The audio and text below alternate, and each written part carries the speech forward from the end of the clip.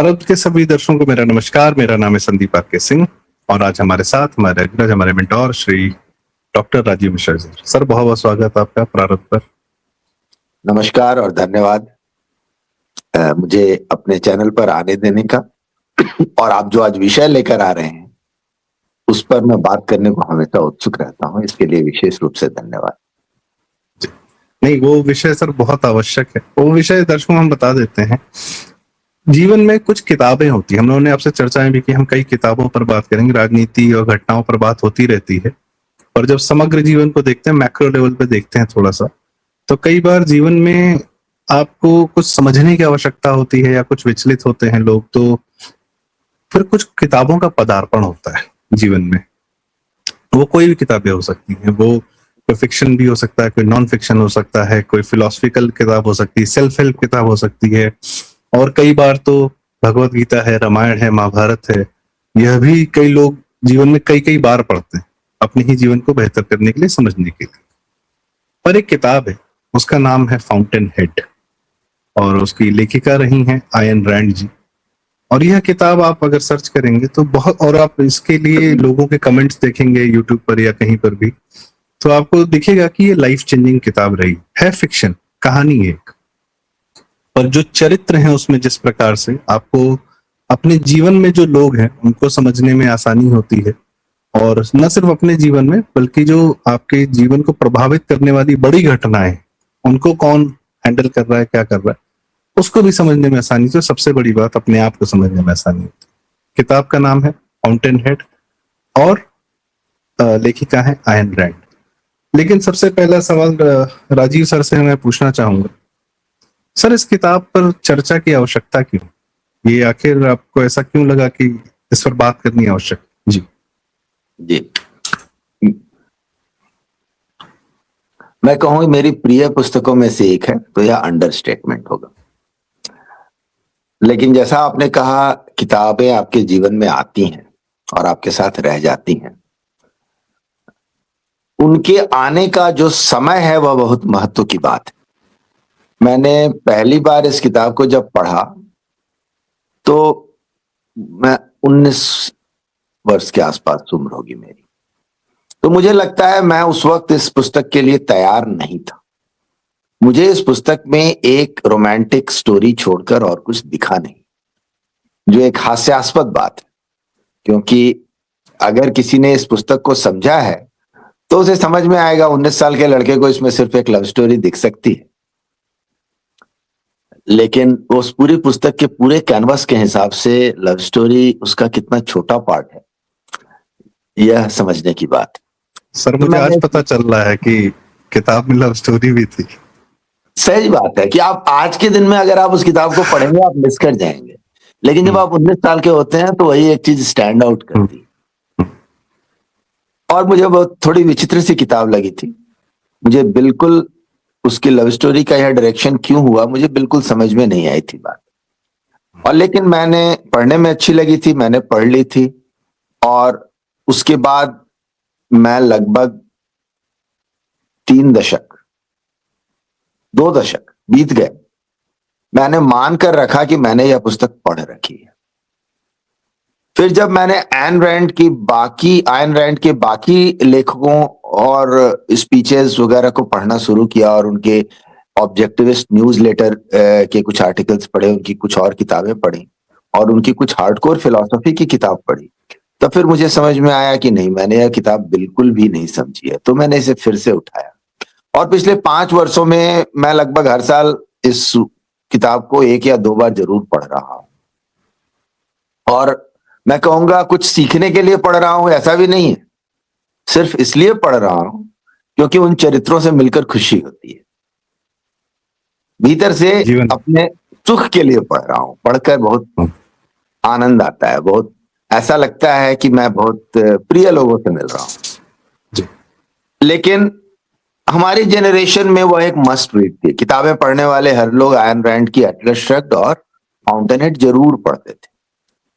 मुझे नहीं लगता कि आज की पीढ़ी में बहुत लोगों ने उनका नाम भी सुन रखा है। बहुत कम लोग मिलेंगे, किताबें पढ़ने वाले लोगों में भी बहुत कम लोग मिलेंगे जिन्होंने आयन रैंड का नाम भी सुन रखा है। एक उदाहरण है सर, हमारे यूट्यूब के दर्शक जानते हैं, दो बड़े प्रसिद्ध लोग हैं, बड़े सम्मानजनक मतलब अच्छे इंटेलेक्चुअल लोग हैं।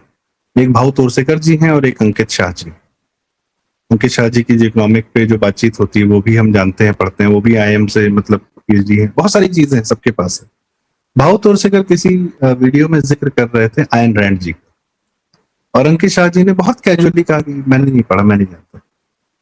तो ये अच्छा, आप उनके अंकित शाह जी का जो रीडिंग का जो स्पेस है, जितना उन्होंने पढ़ रखा है, जितनी बातें वो बताते हैं, वो लगता है कि शायद उन तक ये पहुंचा कैसे नहीं, ये बड़ा आश्चर्य का विषय हो जाता है। तो ऐसे इंटेलेक्चुअल्स तक अगर ये किताब नहीं पहुंच रही, इसका मतलब कहीं खोती जा रही है कहीं। जैसे एक फिल्म आई थी सर पिक्सर की,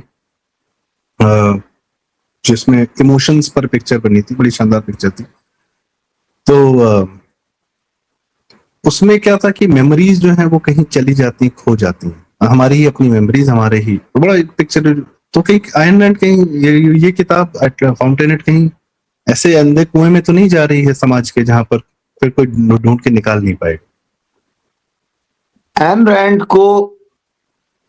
रैंड वामपंथियों के जूते में पड़ा कंकड़ है, वामपंथियों के आंख में पड़ा तिनका है।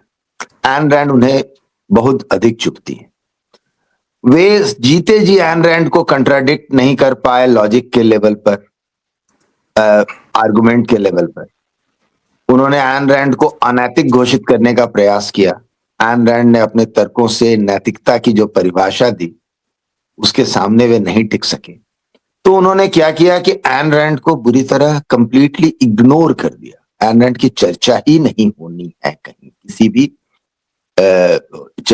उन्हें पब्लिक स्पेस से एक तरह से गायब कर दिया गया।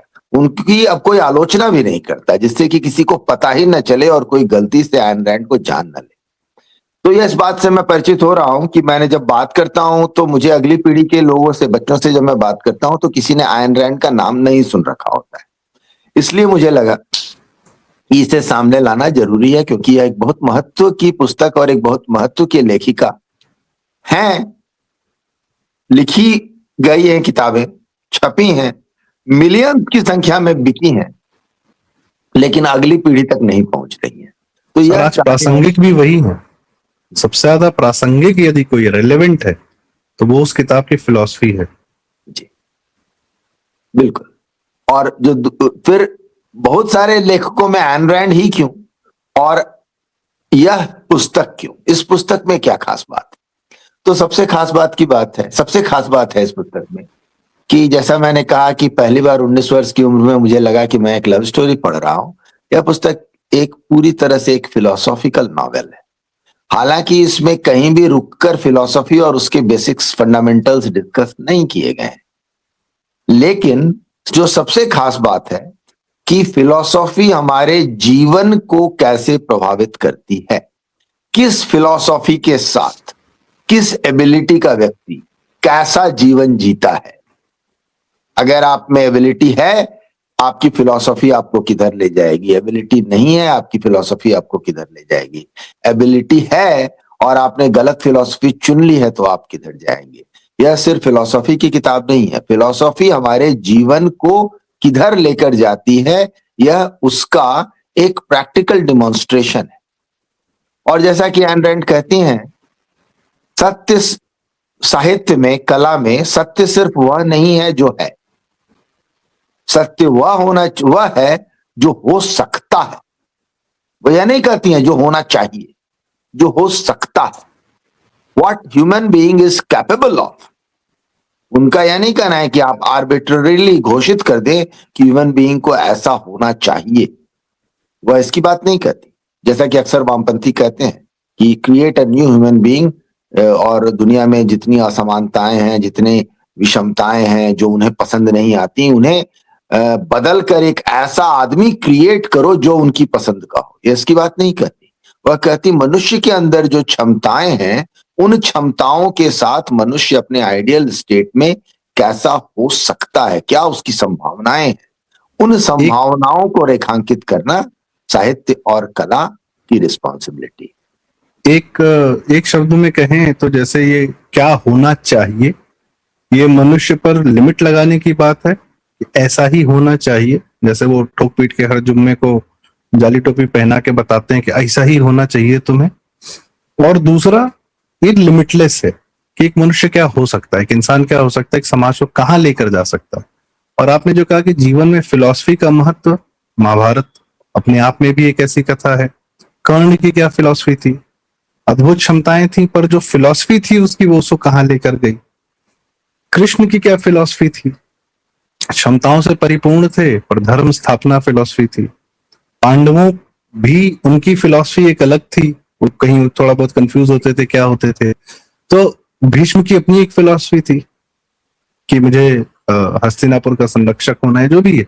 तो जीवन की फिलॉसफी आपको कहाँ तक लेकर जाती है, ये मुझे लगता है कि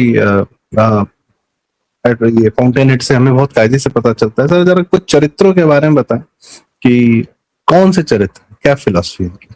जी, पहले तो I will like to compliment you and thank you. आपने इतनी अच्छी बात कही कि मनुष्य को क्या होना चाहिए यह उस पर एक लिमिट लगाता है, और मनुष्य क्या हो सकता है यह उसकी असीम संभावनाओं को रेखांकित करता है। आपने ब्यूटीफुल बात कही, I will keep that with me.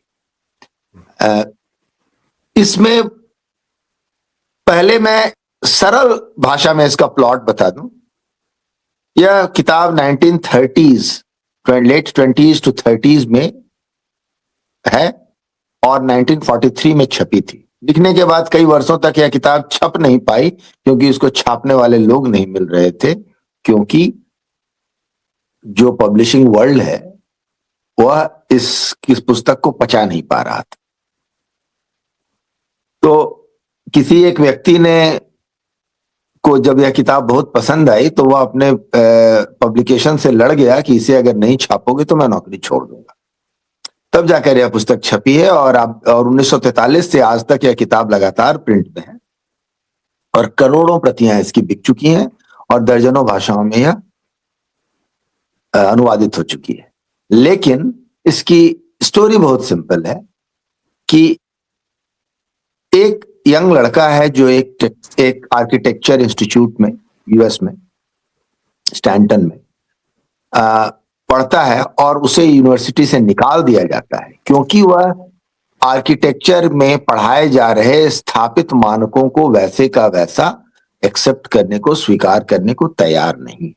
वह मानता है कि नॉलेज लिमिटलेस है और नॉलेज को इवॉल्व करना चाहिए और आप दकियानुसी डॉगमा से नॉलेज को बांध के नहीं रख सकते। तो इसकी बात उसके टीचर्स को पसंद नहीं आती है, वे उसे अपना रास्ता बदलने को कहते हैं, वह इनकार कर देता है और उसे यूनिवर्सिटी से निकाल दिया जाता है।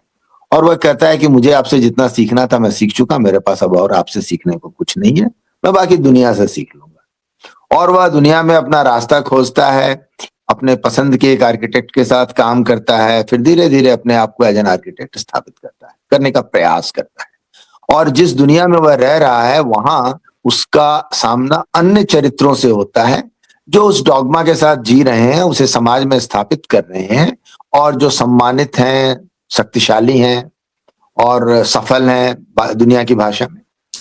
और उनके बीच में एक कैरेक्टर है पीटर कीटिंग, जिसके साथ वह यूनिवर्सिटी में पढ़ता था यूनिवर्सिटी के दिनों में, जो न्यूयॉर्क का सबसे सफल आर्किटेक्ट, युवा आर्किटेक्ट बनकर निकलता है। और उन दोनों के जीवन का कंपैरिजन है, दोनों की फिलॉसफी का कंपैरिजन है। एक अन्य कैरेक्टर है जो कि वहां का सबसे प्रभावशाली व्यक्ति है। आज के दिन में जैसे कि आपको एलॉन मस्क दिखता है, लगभग वैसा चरित्र है वो। बहुत ही प्रभावशाली, शक्तिशाली व्यक्ति है। बहुत सारे newspaper, news reel channels, media channels और रियल एस्टेट, बहुत सारे उसके बिजनेसेस हैं और वो बहुत ही शक्तिशाली है और बहुत ही कैपेबल व्यक्ति है, लेकिन उसकी फिलॉसफी कुछ और है। गेल वाइनेंट। जब मैंने ये किताब पढ़ी थी तो गेल वाइनेंट का जो चरित्र आप बता रहे हैं, मुझे वो टाइम्स ऑफ इंडिया का विनीत जैन लगता था। ओके। फिलॉसफी में हाँ, वो भी न्यूज़पेपर ओन करता था और कुछ कुछ वैसा ही। और वह कैपेबल व्यक्ति है, इसमें कोई शंका नहीं है। वह सही और गलत को जानता है, समझता है, लेकिन वह दुनिया को सिर्फ वही देता है जो दुनिया देखना चाहती है। और तीसरा जो एक कैरेक्टर है जो इस कहानी का सुपर विलेन है, वह है एल्सवर्थ टूही। वह एक एल्सवर्थ टूही एक इंटेलेक्चुअल है, क्लासिक इंटेलेक्चुअल है। ऐसे व्यक्ति जो अपनी बुद्धि बेचकर जीविका अर्जित करते हैं उन्हें बुद्धिजीवी कहा जाता है। अब वे बुद्धि किसे किस कीमत पर बेचेंगे यह वे निर्धारित करते हैं, और यह उनके जीवन की फिलॉसफी निर्धारित करती है कि उन्होंने अपनी बुद्धि का मूल्य क्या लगाया और किसे बेचा। पर बुद्धि बेचकर जीविका को चलाने वाला बुद्धिजीवी वह क्लासिक है एल्सवर्थ टूही। एल्सवर्थ टूही की एक खासियत है कि वह कैपेबल व्यक्ति है, उसमें बौद्धिक क्षमता है, लेकिन उसकी चॉइस है कि वह जानबूझकर समाज में जहां कहीं भी, दुनिया में जहां कहीं भी उसे कुछ भी अच्छी क्वालिटी का इंटेलेक्ट दिखाई देता है वह उसे नष्ट करने पर तुल जाता है। उसे श्रेष्ठता से घृणा है, वह उसे नष्ट करने पर तुल जाता है। क्योंकि उसका जैसा बचपन था, बचपन में वह जिस तरह से बड़ा हो रहा था, दुबला पतला कमजोर बच्चा, बीमार रहने वाला, और उसके आसपास स्वस्थ सुंदर खेलने वाले हट्टे कट्टे मजबूत बच्चे थे, तो उनके बीच में रहते हुए उसने स्वास्थ्य, सुंदरता, शक्ति, श्रेष्ठता से घृणा करना सीख लिया और अपनी पूरी क्षमता का प्रयोग वह हर जगह क्षमता को और श्रेष्ठता को नष्ट करने में लग जाता है, और जहां कहीं भी उसे मीडियोक्रिटी दिखाई देती है उसे वह मन लगाकर प्रमोट करता है, जबकि उसे पता है कि अच्छा क्या है और बुरा क्या है। यह जो चीज उसे सुपर विलेन बनाती है वह यह नहीं कि उसके जजमेंट्स गलत है, उसके जजमेंट बिल्कुल सही है, but what he chooses to do with them is evil, pure evil. So दुनिया आज के समय में जी, आज के समय में ऐसे कैरेक्टर आपको वो सारे जो लेफ्टिस्ट राइटर्स या न्यूज़पेपर एडिटर्स रहे हैं, जिनको आप देख रहे हैं कि मोदी सरकार आने के बाद ये प्रासंगिकता है उनकी कि किस प्रकार से वो अदानी को गाली देते हैं, भले ही वो भारत में या अंबानी को गाली देते हैं, या ये सदैव टाटा बिरला को बोलते रहे कि ये लोगों ने बुरा कर दिया, इन लोगों ने लूट लिया, शोषण कर दिया। एक अंदरूनी चिढ़ है, कोई कुछ भी करता है, कोई ये साइंटिस्टों की बात नहीं करेंगे, ये कॉकरोच की बात करेंगे, केजरीवाल को सर पे बिठा देंगे, लेकिन भारत में क्या इस समय प्रगति हो रही है, क्या अब बेहतरीन काम हो रहे हैं, उनकी ये कभी चर्चा नहीं करते। और कहीं कुछ बहुत अच्छा काम हो रहा हो, लेट्स से ऑपरेशन सिंदूर के माध्यम से भारत ने अपनी वेपन्स मैन्युफैक्चरिंग को एकदम उसकी पीक पर पहुंचाया, उसकी कोई चर्चा नहीं होगी, कोई बात नहीं होगी कि हाँ हमने कुछ किया। बात किसकी करेंगे? जो विशुद्ध रूप से समाज को कि सामाजिक न्याय और ये और मतलब लंदरानी होती वाली इनसे, ये इस प्रकार के लोग, बरखा दत्त, रवीश कुमार, राजदीप सरदेसाई, अंग्रेजी बोलने में छोटू है Rajdeep Sardesai, Vir Sanghvi, Romila Thapar, Karan Thapar actually Karan Thapar he is the Ellsworth Toohey sir ji. शायद मैं कहूंगा कि इन लोगों में एल्सवर्थ टूही वाला इनसाइट भी नहीं है। एल्सवर्थ टूही के पास इनसाइट था और that made that character interesting, and that is why Dominique Francon, despite despising him, at least used to talk to him. लेकिन इन लोगों में एल्सवर्थ टूही वाला इनसाइट भी नहीं है। तो ये शुद्ध रूप से जहां कहीं भी क्वालिटी है, जहां कहीं भी श्रेष्ठता है, जो कुछ भी बेहतर है, एक जगह एल्सवर्थ टूही कहता है, एक ऐसे ड्रामेटिस्ट के एक ड्रामा को खूब तारीफ करता है, और उसको बताता है जब एब्सन ड्रामा लिख सकता है तो तुम क्यों नहीं लिख सकते? एब्सन अच्छा लिखता है, तुम खराब लिखते हो, इसका क्या मतलब है? कि वही लिखेगा, तुम नहीं लिखोगे? तुम खराब लिखते हो तो क्या हुआ? तुम्हें भी ड्रामा लिखने का उतना ही अधिकार है, इसलिए मैं तुम्हारे ड्रामा को प्रमोट करूंगा। तो बोलता है तुम ऐसा क्यों कर रहे हो? बोला मैं ऐसा इसलिए कर रहा हूं कि अगर मैं किसी को कहूंगा कि एब्सन का ड्रामा खराब है तो कोई मानेगा नहीं, तो मैं कहूंगा तुम्हारा ड्रामा भी उतना ही अच्छा है जितना अच्छा एब्सन का ड्रामा है। तो एब्सन की राइटिंग को गिराने के लिए और नीचे लाने के लिए, या जो कुछ भी अच्छा है उसे नीचे लाने के लिए वे क्या करते हैं कि वे दूसरे स्टैंडर्ड्स क्रिएट करते हैं और मीडियोक्रिटी को ग्लैमराइज कर देते हैं इतना कि आपको मीडियोक्रिटी और एक्सीलेंस का अंतर समझ में ना आए। आपको इसरो के साइंटिस्ट में और सोनम वांगचुक में अंतर ना समझ में आए, आप सोनम वांगचुक को साइंटिस्ट घोषित कर दें। तो क्लासिक एग्जांपल है कि आज सोनम वांगचुक साइंटिस्ट है या एल्सवर्थ टूहियों की देन है। कि जो Yes. घटिया है उससे उसकी इतनी तारीफ कर दो कि क्या अच्छा है लोग भूल जाए।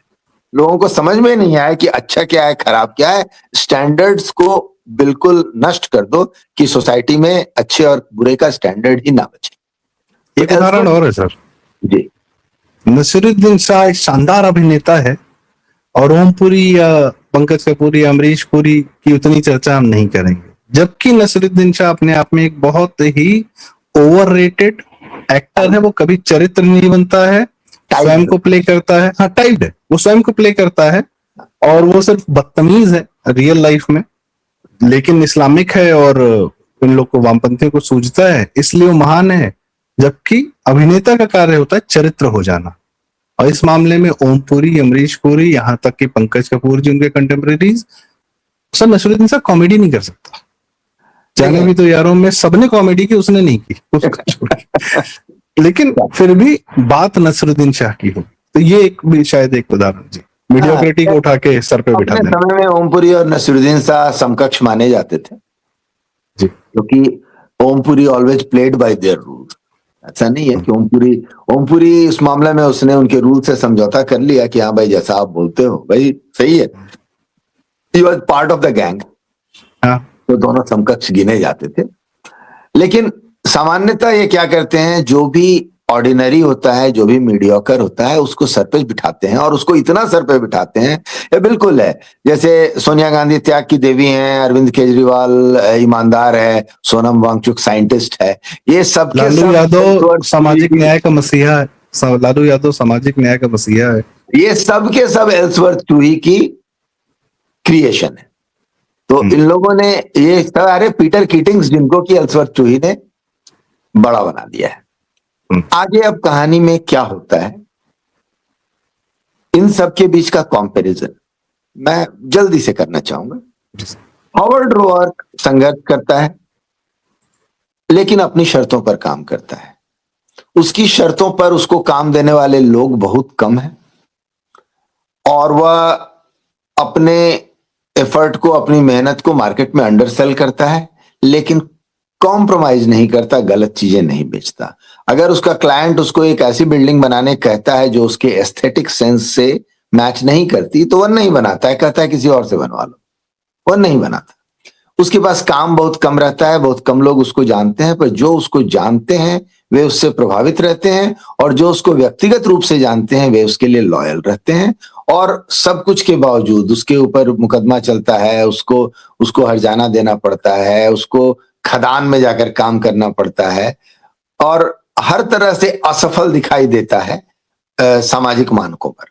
लेकिन अपने निजी जीवन में वह शांत है, निश्चिंत है, सेल्फ एश्योर्ड है और खुश है। और उसके पास वह सब कुछ है जो किसी व्यक्ति को चाहिए होता है। उसके पास अच्छे फ्रेंड्स हैं जो उसके लिए लॉयल हैं, जो उनकी वह लॉयल्टी खरीदता नहीं है, उसके लिए वह उनकी लॉयल्टी खरीदने के लिए वह अपने आप को कॉम्प्रोमाइज नहीं करता। उसे वैसे लोग मिल जाते हैं और वह उनके साथ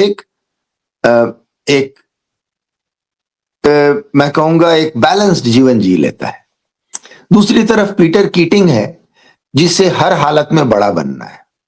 उसमें एबिलिटी बहुत ऑर्डिनरी है, बहुत ही ऑर्डिनरी है, लेकिन उसे हर हालत में बड़ा बनना है।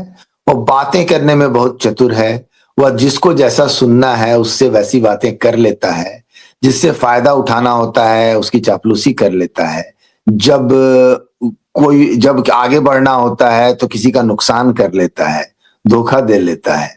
जो व्यक्ति उसको अपने बेटे की तरह मानता है उसके मरने की सिचुएशन खड़ी कर देता है। बाद में उसे पता चलता है कि जिस व्यक्ति को उसने मरने को छोड़ दिया वह उसके नाम से लाखों डॉलर की संपत्ति छोड़ कर गया है। तब उसे पता चलता है वह उसको सचमुच में पसंद करता था वो व्यक्ति, लेकिन उसने उसको मरने के लिए छोड़ दिया। तो सर जिससे प्रेम करता है, गरीब लड़की से प्रेम करता है, उसको बताने के लिए कि तुम गरीब हो, वो अंत में उसको जता भी देता है। बाद में वो लड़की उसको समझ जाती है कि कितना ये वाहियात इंसान। जी मैं उस पर सबसे अंत में आना चाहता था क्योंकि वो मुझे वो कहानी का सबसे क्लासिक ये दिखाई दिया। मैंने सारे चरित्रों की बात की, मैंने कैट की बात नहीं की, कैथरीन की बात नहीं की, क्योंकि मैं कैथरीन की बात सबसे अंत में करना चाहता हूं अलग से। और मैंने डोमिनिक की भी बात नहीं की। ये दोनों इस कहानी के बहुत प्रमुख कैरेक्टर हैं, पर मैंने इनकी बात नहीं की कि इनकी फिलॉसफीज इनको कहां लेकर जाती है। और वह सफल होता है, पर उसकी सफलता उसे सुख नहीं देती है। वह अपने, उसे पता है कि वह सफलता डिजर्व नहीं करता। जब उसे जरूरत पड़ती है, वो हावर्ड रोअर्क के पास जाता है, हावर्ड रोअर्क की मदद लेता है, हावर्ड रोअर्क उसकी डिजाइन को करेक्ट कर देता है, और उसके बाद उसकी डिजाइन सेलेक्ट हो जाती है, उसकी सब जगह तारीफ होती है। उसे पता है कि जिस चीज की तारीफ हो रही है वह एक्चुअली हावर्ड रोअर्क का कंट्रीब्यूशन है। वह सारी तारीफ लेता है, वह मीडिया में जाता है, वह अपनी फोटो खिंचवाता है, अपने फोटो की क्लिपिंग काट कर रखता है, लोगों से तारीफें सुनता है, लेकिन उसे भीतर से फील होता है कि यह जो तारीफ हो रही है यह हावर्ड रोअर्क की हो रही है, क्योंकि यह काम उसका किया हुआ है। और इस बात को लेकर वह इतना दुखी रहता है कि वह हावर्ड रोअर्क से घृणा करता है, क्योंकि हावर्ड रोअर्क वह स्टैंडर्ड है जिसके सामने वह अपने आप को इंफीरियर पाता है। तो इवन इफ दुनिया नहीं जानती है इस बात को, वह चूंकि जानता है इसलिए वह हावर्ड रोअर्क से घृणा करता है और उसे नष्ट करना चाहता है। तो यह क्लासिक अंतर है कि एक व्यक्ति दुनिया की दृष्टि में कम सफल होकर भी अपने स्टैंडर्ड से जीता है और अपने क्वालिटी के प्रति सेल्फ एश्योर्ड है और वह सुखी है, और एक व्यक्ति दुनिया के हर मानक पर सफल होकर वो सबसे तेजी से सबसे उभरता हुआ आर्किटेक्ट बनता है, सबसे बड़ी आर्किटेक्चर कंपनी का पार्टनर बन जाता है, और उसके बॉस की, अपने बॉस की बेटी से, जो बहुत ही सुंदर है कहानी में। एन रैंड की कहानियों में कुछ भी साधारण नहीं होता, जो होता है वह एक जिस चीज को रिप्रेजेंट करता है वह उसका अल्टीमेट होता है, जिससे कि वह किसी बात को अनएम्बिगुअसली रिप्रेजेंट कर सके। तो डोमिनिक फ्रैंकॉन से वह शादी कर लेता है और डोमिनिक फ्रैंकॉन उससे शादी कर लेती है। यह एक अलग ही कैरेक्टर है जिसके बारे में बात करूंगा अंत में। लेकिन पीटर किटिंग अपनी सफलता के बावजूद दुखी है और अपनी सफलता को सस्टेन नहीं कर पाता, और हावर्ड रोअर्क सारे स्ट्रगल के बावजूद सुखी है, क्योंकि वह जीवन को अपने स्टैंडर्ड से जी रहा है। गेल वाइनेंड के साथ क्या होता है कि गेल वाइनेंड ने उतना ही स्ट्रगल किया है, उससे ज्यादा स्ट्रगल किया है। कहानी में सबसे अधिक स्ट्रगल बिल्कुल वह स्लम से निकल कर आया हुआ न्यूयॉर्क की हेल्स किचन जिसको कहते हैं, बिल्कुल वहां का स्लम है, वहां से निकल कर आया हुआ लड़का है, और वह न्यूयॉर्क का सबसे सफल व्यक्तियों में से एक बनता है। वह सारे जीवन, वह बहुत सेल्फ एश्योर्ड पर्सन है, बहुत ही एबल पर्सन है, और बहुत अच्छा जजमेंट है उसका। लेकिन उसके साथ क्या खास बात है, वह जैसा वह उसके अखबार में, वह एक अखबार का मालिक बनता है। उसने अपने अखबार में एक एडवर्टीजमेंट दिया कि एक उभरता हुआ स्टूडेंट है, जो साइंटिस्ट है, जो कुछ रिसर्च करना चाहता है और बहुत गरीब है, नहीं कर पा रहा है, उसकी मदद कीजिए।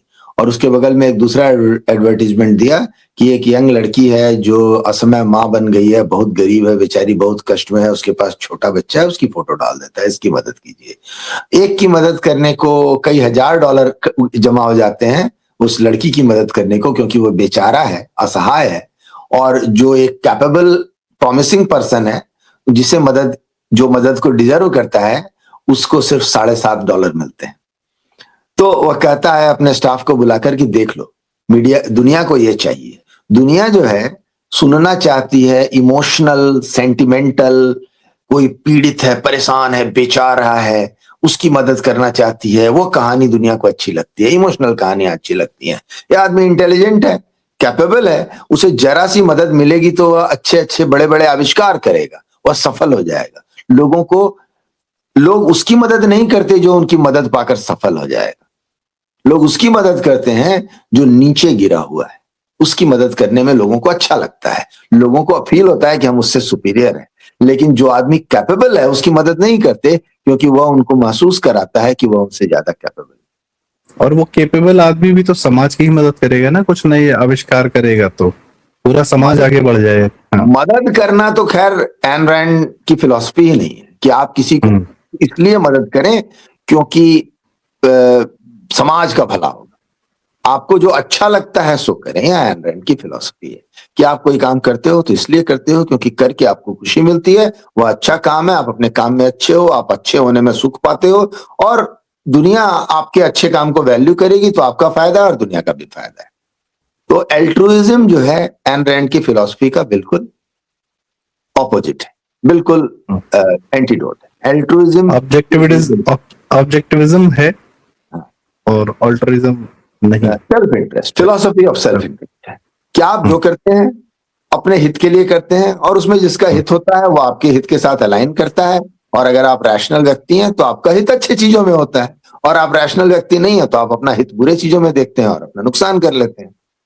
तो आप अच्छे इसलिए नहीं हैं जी जी, आप अच्छाई इसलिए नहीं करते क्योंकि आपको अच्छाई करने का कीड़ा काटा है कि मैं दुनिया का भला कर दूं। आप अच्छाई इसलिए करते हैं क्योंकि आप सचमुच अच्छे हैं और आपको अच्छी चीजें पसंद है। आप अपने सुख के लिए। एक दर्शकों के रेफरेंस के लिए देना चाह रहा था जानकारी, आयन रैंड जो है कम्युनिस्ट रशिया से निकलकर भागकर अमेरिका पहुंची थी और उन्होंने जीवन के दो ध्रुव देखे थे, जहां पर एक समाज था जहां पर बोल्शेविक, लेनिन इत्यादि वगैरह किस प्रकार से उस समाज को कंट्रोल कर रहे थे, पूरी तरीके से कंट्रोल कर रहे थे, सोचने पर, करने पर, इस पर, खाने पर, हर चीज पर पाबंदी थी और वो स्टेट के कुछ लोग थे जो निर्धारित करते थे। वहीं दूसरी तरफ अमेरिका वो अमेरिका था, आज का अमेरिका नहीं, वो जो 1920-30 का था, जहाँ फ्री विल थी, जहाँ वेल्थ क्रिएशन, वेल्थ जनरेशन, उसको पूरी मदद मिलती थी। तो वहाँ साइंटिस्ट भी, थॉमस अल्वा एडिसन भी जी नाम की कंपनी बना लेते हैं, जिन टेस्ला के नाम पर आज एलन मस्क चला रहे हैं। तो टेस्ला बहुत बड़े साइंटिस्ट थे, उन्होंने बिजली कैसे ट्रांसपोर्ट होगी यह सब आविष्कार किया था। एडिसन ने बल्ब इत्यादि वगैरह का जो भी आविष्कार किया था। और भी बहुत सारे साइंटिस्ट थे जो नई नई इजाद कर रहे थे, उनको पता था कि अपनी इजाद से हम अपना जीवन और बेहतर कर सकते हैं, सबका ही कर ले जाएंगे। तो उन्होंने एक ही समय में दुनिया के दो ध्रुव देखे, जिए, और उसको उन्होंने शायद अपनी किताबों में अच्छे से परिभाषित किया। सर यही कहानी है सर। उसमें और अच्छी एक बात है कि जब वो 9 वर्ष की थी जब उन्होंने बोल्शेविक रिवॉल्यूशन देखा था, और अपनी पहली, उनका जो पहला उपन्यास है वी द लिविंग, उसमें उन्होंने उसकी प्रस्तावना में, उसके फोरवर्ड में उन्होंने लिखा है कि जो बात मैं 9 वर्ष की उम्र में देख पाई कि कम्युनिज्म का सिद्धांत, समानता का सिद्धांत, मनुष्यता की स्वतंत्रता के का विरोधी है और कितना घृणित सिद्धांत है, यह बात मैं 9 वर्ष की उम्र में देख पाई। जब मैं अमेरिका आई तो मुझे बहुत आश्चर्य हुआ कि यहाँ बैठे बैठे बड़े बड़े यूनिवर्सिटी के प्रोफेसर उसी सिद्धांत की वकालत कर रहे थे। तो उन्हें एल्सवर्थ चूहियों से जब भेंट हुई तो उन्हें बहुत आश्चर्य हुआ कि जिस बात को मैं 9 वर्ष की उम्र में देखकर समझ गई, उस बात को ये यूनिवर्सिटी के प्रोफेसर नहीं समझते हैं। बैक टू गेल, क्योंकि वो प्रैक्टिकल देख के आई थी, ये लोग थ्योरी में लगे हुए इनका। उनके पास, मैं कहूंगा कि जैसे किसी के पास गाने का टैलेंट होता है, सचिन तेंदुलकर के पास क्रिकेट खेलने का टैलेंट है, उनके पास इस बात को देखने का टैलेंट था, मनुष्य की स्वतंत्रता को वैल्यू करने का एक टैलेंट था जो बचपन से था। मैं उसको ऐसे देखता हूं क्योंकि बहुतों ने देखा, सिर्फ वो अकेली नहीं थी जिन्होंने देखा, बहुतों ने देखा, उनकी दृष्टि देख नहीं पाती। तो उनका टैलेंट था जो उन्होंने इस बात को इतनी स्पष्टता से इतनी कम उम्र में देखा। नहीं तो 9 वर्ष का बच्चा क्या करता है, जो उसके पेरेंट्स बोलते हैं वो मान लेता है, उसे कहाँ तो कांटा तो बहुत लोग के पांव में गड़ा, पर चाणक्य ही थे जिन्होंने मट्ठा डाला जी। कैस की जड़ कहां तक जाती है पहले ढूंढो। तो गेल वाइनेंट के साथ क्या खास बात है कि गेल वाइनेंट दुनिया को वही देता है जो दुनिया को चाहिए, लेकिन उसे अपने लिए जो चाहिए वही लेता है। उसका अपना एक personal collection of art work है जिसके बारे में वह किसी से नहीं पूछता कि इस कलेक्शन में मैं किस आर्ट वर्क को रखूं और किसको ना रखूं। वहां वह दुनिया के ओपिनियन की कदर नहीं करता कि जो फेमस आर्टिस्ट हैं जिनकी तारीफ हो रही है मैं उनका आर्ट वर्क कर दूं। वहां वह अपने जजमेंट को यूज करता है, अपने निजी जीवन में वह अपने जजमेंट को यूज करता है, लेकिन अपने पब्लिक लाइफ में वह पब्लिक को वही देता है जो पब्लिक को चाहिए। दूसरी बात, उसे आदत लग जाती है कि जब वह पावरफुल हो जाता है तो उसे आदत लग जाती है अपने पावर को इस्तेमाल करने की और दूसरों को कंट्रोल करने की। उसे लगता है हर व्यक्ति बिकाऊ है और वह हर किसी को खरीदेगा और हर किसी को खरीदने की कीमत वह खुद लगाएगा। तो जो व्यक्ति, अगर कोई व्यक्ति ऐसा मिलता है जिसके बारे में उसे लगता है कि इसको खरीदना चाहिए या इसमें वैल्यू है और यह बिकना नहीं चाहता, उसको वह उसकी वैल्यू लगाकर वह उसे खरीद कर ही दम लेता है। सिर्फ एक जगह वह नहीं खरीद पाता, हावर्ड रोवर को। जब वो हावर्ड रोवर्क को कहता है कि तुम मेरी शर्तों पर काम करोगे, तो हावर्ड रोवर्क उसको एक फालतू से घर का नक्शा बनाकर कर देता है और कहता है क्या तुम ऐसे घर में रहना चाहते हो? तुम अगर मुझे मेरी क्वालिटी को खराब कर दोगे तो तुम्हें ऐसा घर मिलेगा रहने को। Then I will make this for you, do you want to live in this? बोला नो। बोला then you don't want to spoil me, तब तुम मुझे खराब नहीं करना चाहते हो। You don't want to spoil me, you don't want to destroy me, because मैं तुमको ऐसा घर बना के दूंगा और कोई दूसरा नहीं दे सकता जैसा घर तुम्हें चाहिए। तो उसके अलावा उसने हर किसी को खरीदा, लेकिन उसे लगता है वो बहुत पावरफुल है और सारी पावर को वह विल्ड करता है और जहां चाहे वहां लेकर जा सकता है। कहानी में सर एक ये जी एक सीन है वही वाला, शायद आप उसी की बात करने जा रहे हैं। जी हाँ बोले। समंदर में तैर रहा होता है हावर्ड रॉक, हाँ वहां गेल वाइनेंट को लगता है कि मेरी सारी पावर इस आदमी की स्वयं की निश्चिंतता के आगे फेल है, कि मैं समंदर में याच पर बैठा हूं हाँ और ये खुले समंदर में तैर रहा है। मैं चाहूं तो इसको छोड़कर जा सकता हूं, पर इस समय, अच्छा उस समय तक जनता को बिल्कुल नहीं पता चलता कि गेल वाइनेंट करना क्या चाहता है हावर्ड रॉक के साथ में। तो तब तक वो इज्जत देना शुरू कर चुका होता है, पर थोड़ा चिढ़ता भी है। हावर्ड रॉक निश्चिंत है, वो समंदर में तैर रहा है। गेल वाइनेंट को वहां एहसास होता है कि मैं कमजोर हूं और ये ताकतवर। और यह उसकी लाइफ में निकलकर सामने आता है जब वह एक समय ऐसा आता है जब हावर्ड रोवर्क के ऊपर एक केस चलता है और गेल वाइनेंट ने हावर्ड रोवर्क का पक्ष रखने का फैसला किया कि मैं हावर्ड रोवर्क का समर्थन करूंगा, और वह अपनी पूरे साम्राज्य, पूरी मीडिया, पूरे इंडस्ट्री, पब्लिशिंग इंडस्ट्री की पूरी ताकत हावर्ड रोवर्क के पीछे झोंक देना चाहता है।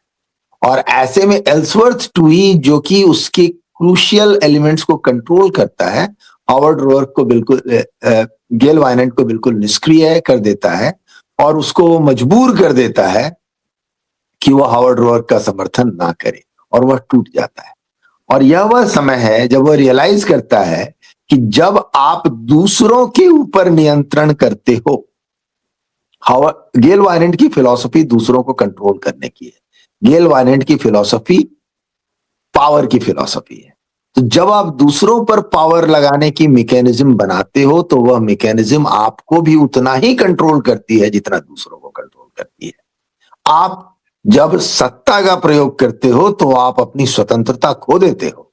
You are also bound by the same power that you want to wield on others. जिस रस्सी से आपने दूसरों को बांध रखा है, उसके दूसरे छोर से आप खुद बंधे हो।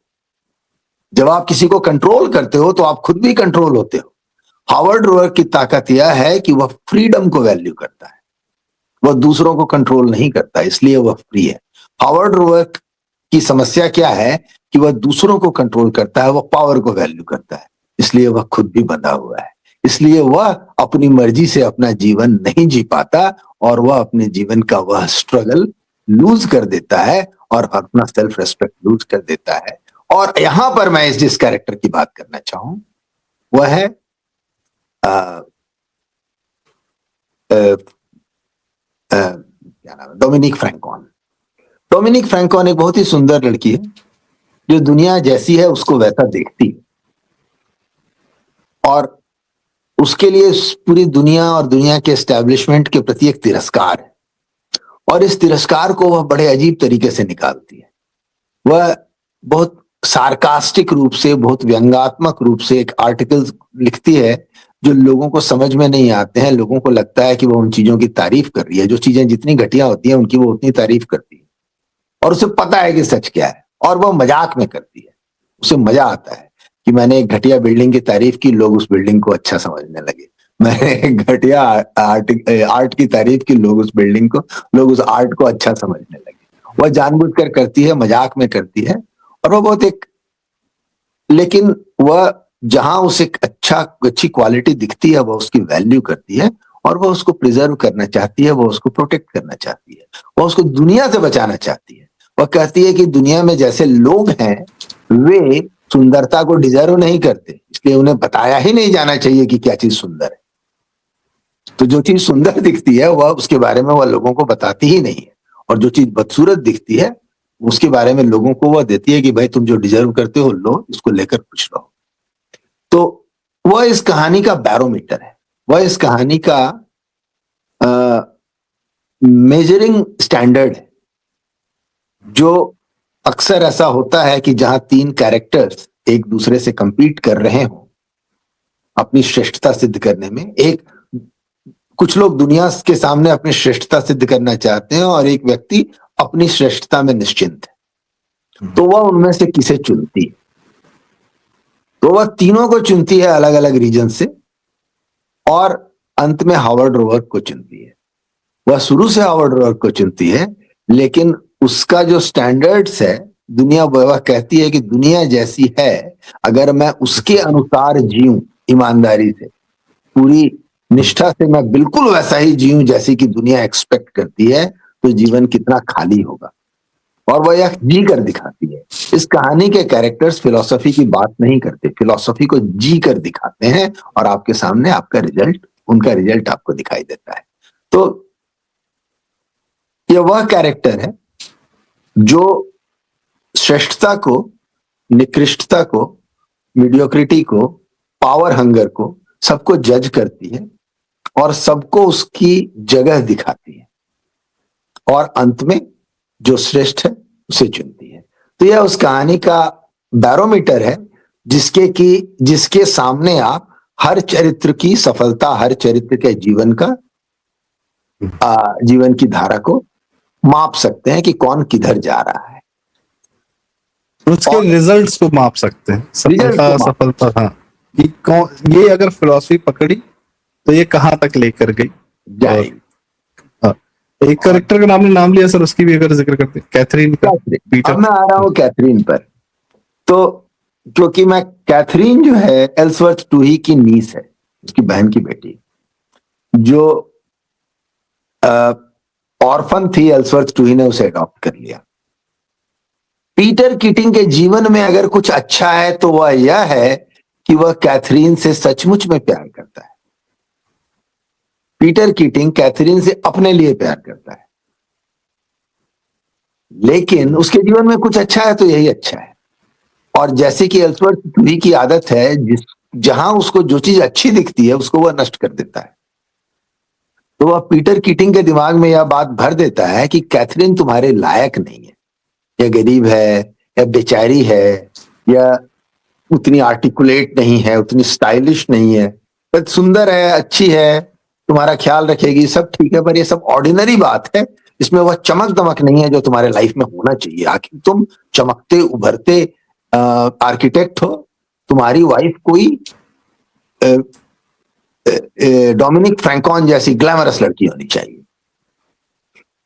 ये वो एक बात कहता है, do you realize that she does not photograph well. Catherine does not photograph well. उसका फोटो अच्छा नहीं आता है, तो तुम्हारे साथ उसका फोटो आएगा ना, तो वो उतनी ग्रेसफुल नहीं दिखेगी, तुम्हारा सोशल वैल्यू कम हो जाएगा, इसलिए तुम इससे शादी करो। तो उसके जीवन में जो एकमात्र चीज जेन्युइन थी, एकमात्र चीज जो उसके जीवन में मतलब सच्ची थी, वो था कैथरीन के लिए उसको जो अफेक्शन था, वह सचमुच का अफेक्शन था। उसने उसे नष्ट कर दिया। और कैथरीन को क्या पकड़ा दिया कि देखो, तुम्हें अपने जीवन को अपने लिए जीना नहीं है, तुम अपने जीवन को, असली सुख जो है वह दुनिया की भलाई करने में। तो उसे सोशल वर्कर बना दिया कि तुम दुनिया का भलाई करो, अपने लिए जीने में कोई सुख नहीं है।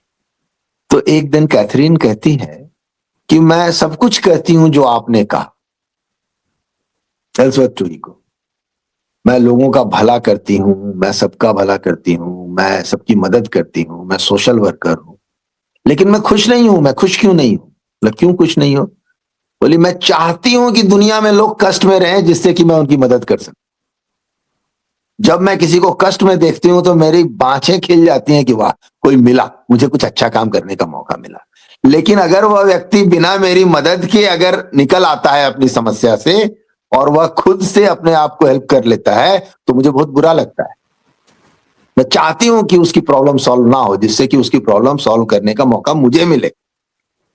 तो कहती है ये चीज, तो यह जो चीज है, दुनिया का भला करने का यह कीड़ा जो है, मुझे एक ऐसा आदमी बना रहा है जो चाहता है कि दुनिया का बुरा हो, जिससे कि मैं जाकर उसका भला कर सकूं।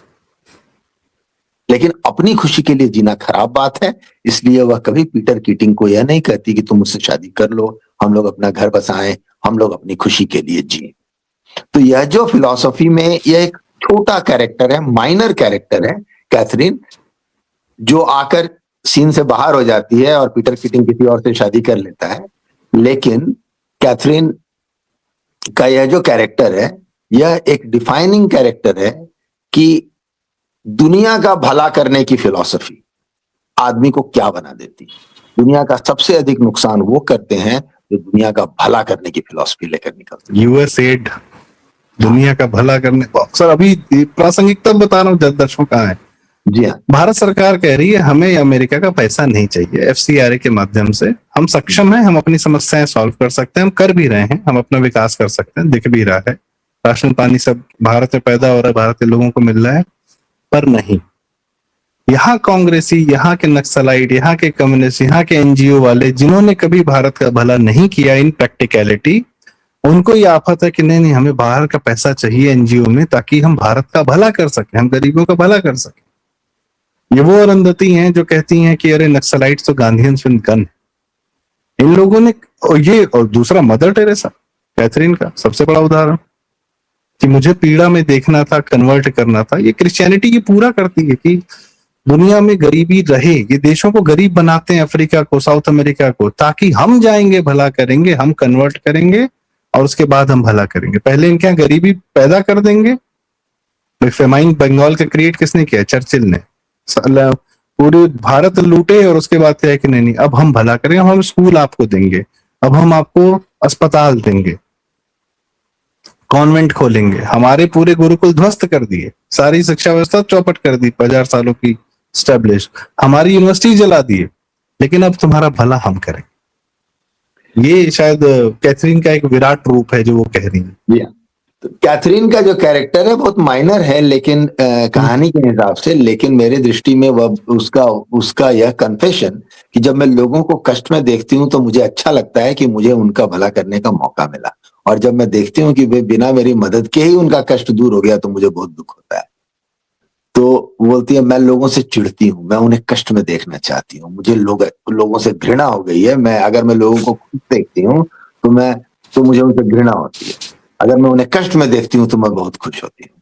यह जो कैरेक्टर है, यह कैरेक्टर मुझे अल्ट्रुइज्म का ट्रू सोल, उसकी आत्मा दिखाता है कि दुनिया का भला करने वाली जो फिलॉसफी है वह चाहती है कि दुनिया कष्ट में रहे जिससे कि हम उसका भला कर सकें। इसलिए मैंने इसको सबसे अंत में डिस्कस करने के लिए रखा। इसका एक ताजा तरीन उदाहरण एक और है सर। उत्तर प्रदेश में गोरखपुर जिले में और उसके आसपास पूर्वांचल में जापानीज इंसेफेलाइटिस नाम की बीमारी हुआ करती थी, सैकड़ों हजारों बच्चे मरते थे जी। बहुत पैसा आया, एनजीओ आए, समाजवादी सरकार ये आया वो आया, सबने कुछ किया कुछ नहीं किया, साल दर साल सैकड़ों हजारों बच्चे इंसान मरते रहे पूरे पूर्वांचल में। और जब योगी जी सीएम बने उसके बाद बहुत हल्ला हुआ कि 60 बच्चे मर गए वहां पे गोरखपुर में, वो पहले ही साल में, मतलब मार्च में बने थे। पिछले 3 साल से एक मृत्यु नहीं है पूरी जापानीज इंसेफेलाइटिस का, योगी जी की नीतियों के कारण पूरा सफाया हो गया। एक मीडिया ने एक चर्चा नहीं की, एक शब्द नहीं बताया कि देखो इतना बड़ा काम हो गया, इतनी अच्छा काम हो गया। और उस इलाके के लोगों ने, वहीं के लोगों ने अपनी जमीन को बेहतर बना लिया, अपना माहौल ऐसा कर लिया कि उन्होंने अपनी समस्या का समाधान स्वयं कर लिया। एक चर्चा नहीं। उन्हें बहुत दुख होता है कि आपकी समस्या सॉल्व क्यों हो गई, अब हम क्या करेंगे। ये सोल वल्चर्स हैं, ये लोग ना आत्मा के गिद्ध हैं। दुनिया का भला करने वाली जो फिलॉसफी है, ये लोग आत्मा का भला, ये लोग आत्मा के गिद्ध हैं बिल्कुल। इन्हें लोग कष्ट में चाहिए। इन्हें एक जगह एल्सवर्थ टू ही बहुत बड़ी बात करता है, उसकी एक आंटी है जो उससे चिढ़कर उसे कहती है, do you know you feast on the source, you are such a pest, you feed on the source. तुम ना लोगों के घावों पर पलने वाले कीड़े हो। तो वो कहता है, you know I will never starve, मैं कभी भूखा नहीं मरूंगा। अगर मैं लोगों के घावों पर पलने वाला कीड़ा हूं तो दुनिया में जब तक लोगों के घाव रिश्ते रहेंगे मैं कभी भूखा नहीं मरूंगा। तो ये लोग लोगों के घावों पर पलने वाले कीड़े हैं, और यह सबसे अधिक फलते फूलते हैं जब लोगों के घाव सबसे अधिक रिश्ते हैं। सर एक इसका सबसे बढ़िया उदाहरण एक ये इमेज है, और इसको इन लोगों ने पुलिट्जर प्राइज, और ये दुनिया में जाते हैं ना, दुनिया की गरीबी की फोटो लेते हैं, दिखाते हैं, और इस फोटो को खींचने वाले ने पुलित्जर प्राइज जीता था, जर्नलिस्ट था। दुनिया अफ्रीका जाते हैं ये लोग सर, वहां पे डारफर में ये वो समस्याएं बता के छोड़ देते हैं। तो ये इस पिक्चर पर इसका समाधान क्या हुआ क्या नहीं निकला पता नहीं सर। नहीं, बहुत अच्छी बात है। ये जिस बंदे ने इस फोटो को खींचा, इस फोटो को लेने के बाद इस बच्चे को वहीं मरने के लिए छोड़ दिया। इस प्रश्न का उत्तर उससे पूछा गया कि भाई तुमने इस बच्चे के लिए क्या किया? तो कुछ नहीं किया, मैंने ये फोटो ले ली। तो यह जो माइंडसेट है, यह वल्चर वाला माइंडसेट है, जिन्हें दुनिया बुरी अच्छी दिखती है। बुरी ही, जब तक दुनिया में लोग कष्ट में हैं, इनका धंधा चलता है और ये चाहते हैं कि लोग कष्ट में रहें। जहां नहीं है वहां पर यूक्रेन में युद्ध करा देंगे, कुछ भी करा देंगे। जहां शांति स्थापित हो वहां से बड़ी तकलीफ रहती है सर। तो मेरे ख्याल से बैक टू द बुक मैं कहना चाहूंगा, अगर आपने यह पुस्तक नहीं पढ़ी है तो आप पिछली सदी के साहित्य का सबसे अनमोल चीज को मिस कर रहे हैं। अपने जीवन पे मैं इसका असर बताऊंगा कि मैं जब कभी भी मुझे लगता है कि मुझे ऊर्जा की कमी हो रही है, मैं इस पुस्तक को पढ़ता हूं। और जब से मैंने इसकी फिलॉसफी को दोबारा पढ़ने के बाद, बड़े होने के बाद, जब मैंने इसको पढ़ा है और इसकी फिलॉसफी को समझा है और इसकी सेल्फ इंटरेस्ट की फिलॉसफी को समझा है, मुझे निर्णय लेने में बहुत सुविधा होती है। दुनिया में क्या सही है, क्या गलत है, क्या अच्छा है, क्या बुरा है, क्या करना है, क्या नहीं करना है का निर्णय लेने में मुझे व्यक्तिगत रूप से इस पुस्तक ने बहुत मदद की है। इस पुस्तक को पढ़ने का सबसे बड़ा कारण है यह नहीं कि आप हावर्ड रोवर खो जाएंगे, क्योंकि आपको आप होना है। आप, there is no point you being someone else, me being someone else. हमें वह होना है, जैसा कि एन रैंड कहती है, the purpose of art is not just to show what is but what man can be. आप क्या हो सकते हैं, उसकी संभावनाएं आपको याद दिलाती है यह पुस्तक। तो अपने लिए, सिर्फ दुनिया को जानने के लिए, दुनिया में क्रांति करने के लिए, दुनिया में रिवॉल्यूशन करने के लिए नहीं, अपने को जानने के लिए, अपनी संभावनाएं जानने के लिए, अपने रास्ते चुनने के लिए और दुनिया की नजरों से खुद को नहीं मापकर अपने आप के लिए, अपने सुख के लिए जीने की फिलॉसफी के लिए यह पुस्तक पढ़ने लायक है। तो जिस भी युवा ने, जिस भी नई पीढ़ी के लोगों ने, हमारी पीढ़ी के लोगों ने, जो लोग भी किताबें पढ़ने वाले थे, उन्होंने तो जरूर सुन रखा है इसके बारे में। लेकिन नई पीढ़ी के लोगों ने अगर इसके बारे में नहीं सुना है तो मैं कहूंगा समय निकालें। थोड़ी मोटी भारी किताब है, लेकिन every line is, every minute is worth. एक मैं बात कहना चाहूंगा, इस पर एक फिल्म भी बनी थी। उस फिल्म के आखिरी चंद मिनट है, 6 मिनट का एक स्पीच है हावर्ड वॉक का, यूट्यूब पर है, उसको मैं पिन कर दूंगा, डिस्क्रिप्शन में दे दूंगा, आप उसको जरूर देखें उस सीन को, तो भी आपको समझ में आता है कि गैरी कूपर ने जिस प्रकार से रोल निभाया है वो क्या कह रहा है। मैं वीडियो दिखा सकता था पर कॉपीराइट का मसला आ जाता है, और मैं प्रयास करता डाउनलोड करने का, पर वो सब हो नहीं पा रहा था। तो क्या कहते हैं, वो सीन आप जरूर देखें, उससे ही काफी कुछ समझ में आएगा कि 1 घंटे की जो बातचीत है वो 6 मिनट में जो उसमें दिखाई गई है, और वो किताब और क्या कहती है। हाँ, पर सिर्फ वो सीन देखकर ये न कह दें कि हाँ किताब हमने पढ़ ली, नहीं, वो सीन आपको किताब की ओर ले जाने का एक प्रयास है। दूसरी बात एक और सर मैं कहना चाह रहा था कि जो आपने कहा कि जो फिलॉसफी है कि स्वयं को जानने की, आप हो जानने, ये हमारा हिंदू आध्यात्म से भी थोड़ा बहुत जुड़ता है, जहां हम कहते हैं सीकर, स्वयं की खोज में निकले लोग। तो ये आपको, आप होने के लिए आपको स्वयं को ढूंढना भी पड़ता है, अपने अंदर जाना होता है, खोजना होता है, समझना होता है कि आप हैं क्या और आप बनना क्या चाहते हैं, करना क्या चाहते हैं, आप, भगवान आपसे क्या चाहता है कि आप कहाँ तक जाएं। क्योंकि जब आप करने लगते हैं, खोजने लगते हैं, तो फिर दुनिया असीमित हो जाती है, लिमिटलेस हो जाती है।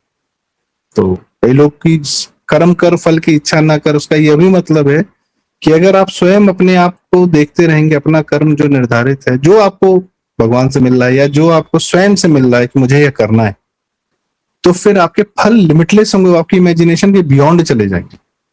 मोदी जी ने सर 50 साल की उम्र में या 45 साल या 40 साल की उम्र में नहीं सोचा होगा कि आज वो क्या कर रहे हैं वो उनकी इमेजिनेशन के भी बियॉन्ड है जो आज कर रहे हैं, पर करते करते करते करते कहीं बहुत आगे निकल गए। तो life surprises you, but you should be ready to take that surprise और अपनी दिशा में आगे बढ़े। शायद एंड ऐसे ही कुछ कह रही थी सर, आप बेहतर बता पाएंगे। नहीं, मैं सिर्फ एक लाइन कहना चाहता हूँ। आपने लोगों को पॉइंट आउट किया इस फिल्म की ओर, गैरी कूपर की फिल्म है, तो मैं कहूंगा कि this film is a very poor substitute for film. हालांकि इसकी स्क्रिप्ट भी एन रैंड नहीं लिखी थी, इस फिल्म की स्क्रीन प्ले एन रैंड ने लिखी है, लेकिन वो स्क्रीन प्ले के साथ वह न्याय नहीं कर पाई है, क्योंकि 2 घंटे की फिल्म में आप इतनी भारी भरकम, इतनी मोटी किताब की इतनी सारी घटनाओं के साथ, उसकी फिलॉसफी के साथ, उसके पूरे साइकोलॉजिकल इम्पैक्ट के साथ आप 2 घंटे में उसको नहीं उतार सकते। शायद अगर इस पर एक लंबी सीरीज बनती तब जाकर वह उस किताब के पुस्तक के साथ न्याय कर पाती। आश्चर्य की बात है कि इतनी महत्वपूर्ण पुस्तक पर आज तक किसी ने ढंग से फिल्म बनाने का प्रयास नहीं किया या सीरीज बनाने का प्रयास नहीं किया, जबकि इतनी सदाबहार कहानी है जिसे हर पीढ़ी से जब तक लोगों ने पढ़ा है, हमेशा यह करोड़ों लोगों की प्रिय पुस्तक रही है, लेकिन उसको सिनेमा के पर्दे पर लाने का जो एक प्रयास किया गया था उसमें एन रैंड ने ही उसकी स्क्रीन प्ले लिखी है और वह फिल्म बहुत ही साधारण है। इसलिए मैं कहूंगा कि फिल्म की ओर मैं लोगों को नहीं भेजना चाहूंगा, पर आपका कहना सही है कि गैरी कूपर का वह 6 मिनट का स्पीच जरूर सुनने लायक है, तो उसे सुने और पुस्तक को पढ़ें। स्पीच सुनकर या फिल्म देखकर आप उसे पुस्तक को पढ़ने का सब्स्टिट्यूट ना माने। जी, ये बात बड़ी जरूरी है सर। और इस पे जैसा आपने कहा सीरीज बननी चाहिए फिल्म में, इस किताब में इमोशन है, ड्रामा है, हीरो है, हीरोइन है, एक्शन भी है, बम भी फूटता है, सब होता है और एक अद्भुत कथा है। कथा के रूप में आपको कितने अंदर तक जा सकती है वो राजीव सर ने बेहतर बताया। तो दर्शकों, आज की चर्चा का समापन, इस किताब पर बात करना बहुत आवश्यक था। आप अपने बच्चों को, जो आपके बच्चे 11-12 तक पहुंच गए हैं, आप उन्हें एक बार पढ़ने दीजिए, कहिए कि कोशिश करो, प्रयास करो और थोड़ा सा कभी ये किताब ना आपसे ठहराव मांगेगी, थोड़ा सा आपसे आपका एफर्ट मांगेगी, थोड़ा सा आपसे आपका धैर्य मांगेगी, दीजिएगा। उसके बाद जो अनुभव आप पाएंगे वो अद्भुत होगा, वो अद्भुत होगा। जैसे हम धीरे धीरे चलते आते हैं, ट्रैकिंग करते हैं, किसी पहाड़ की चोटी तक जाते हैं, वहां से जो व्यू दिखता है वो अद्भुत दिखता है। ये किताब आपसे थोड़ा सा उतना एफर्ट मांगे कि बैठ जाओ, ठहर जाओ, कुर्सी पर कहीं लेट जाओ, किताब थोड़ी देर देखो, पढ़ो, 2-4 फोन थोड़ी देर दुनिया में दूर रख दो, आधा 1 घंटा अपने लिए दो, फिर जो आपको अनुभव मिलेगा वो अद्भुत होगा, अविस्मरणीय होगा। तो इसी के साथ आज की चर्चा का समापन। सर कोई क्लोजिंग कमेंट हो तो? नहीं, मैं बस क्लोजिंग कमेंट के रूप में सिर्फ यही कहना चाहूंगा कि ये आपसे पूछना चाहूंगा कि एटलस श्रग्ड पर कब बात कर रहे हैं? सर अगली बात बस ये रिलीज कर लें, फिर एटलस श्रग्ड अगला है, क्योंकि वो इस किताब का एक अद्भुत विस्तार और सेम कहानी नहीं जाती है, पर वो और थ्रिलर मोड में जाती है किताब। एटलस श्रग्ड पर भी बात होगी सर, उसकी चर्चा अलग से हम करेंगे। तो हम चाहेंगे 2-4 लोग मिलके और किया जाए साथ में। तो दर्शकों, आज की चर्चा का समापन, फाउंटेन हेड जरूर पढ़ें, ढूंढें, खोजें, एन रैंड को सुने, उनके वीडियोस हैं वो सुने, हावर्ड रोआक की स्पीच है अगली 6 मिनट वाली, वो जरूर सुने, जब वो कहते हैं कि जिसने आग बनाई थी, लोगों ने उसके साथ, जिसने आग डिस्कवर किया कि आग कैसे कंट्रोल कर सकता है, ह्यूमन सभ्यता का विकास कैसे हो सकता है, उस आदमी के साथ क्या किया होगा उसके समाज में। खैर, वो एक बड़ा अद्भुत है स्पीच, सुनिएगा जरूर। इस वीडियो के बाद आप तत्काल प्रभाव से ये कर सकते हैं, वो 6 मिनट की स्पीच जरूर आप सुन सकते हैं। बाकी किताब जरूर पढ़ें, किताब पढ़ने में 6 दिन लगे, 6 महीने लगे, डजंट मैटर, 60 दिन लगे, कुछ भी लगे, दीजिएगा जरूर, पढ़िएगा जरूर। तो आज की चर्चा का समापन। और दर्शकों, आपकी क्या राय है? अगर आपने पढ़ रखी है तो कृपया कमेंट्स में आप अपनी राय हमें जरूर बताएं। आप कौन सी किताबों पर जिक्र करना चाहते हैं, बात करना चाहते हैं, गेल वाइनेंट के तरीके से, कृपया आप हमें जरूर बताएं। हो सकता है आपके माध्यम से हम कई किताबें डिस्कवर करें। और कृपया यह वीडियो लाइक करें, शेयर करें, आज के समय के लिए बड़ी आवश्यक है। राजीव सर के फेसबुक पोस्ट आप जरूर पढ़ा करें, ये फेसबुक को बहुत अच्छा लगता है। इनकी किताब है विशाला वामपंथ, उपलब्ध है सर ऑनलाइन या अभी समस्या है उसमें? समस्या है, बड़ी समस्या है, ठीक है। तो जिसके पास है उससे ढूंढ के मंगा के पढ़ लें, कई लोग के पास होगी। विशाला वामपंथ जरूर पढ़ें और फिर सर के फेसबुक को प्रोफाइल को भी हम टैग कर देंगे, उसको फॉलो करें और चैनल जरूर सब्सक्राइब करें। बहुत बहुत धन्यवाद, नमस्कार, जय श्री राम।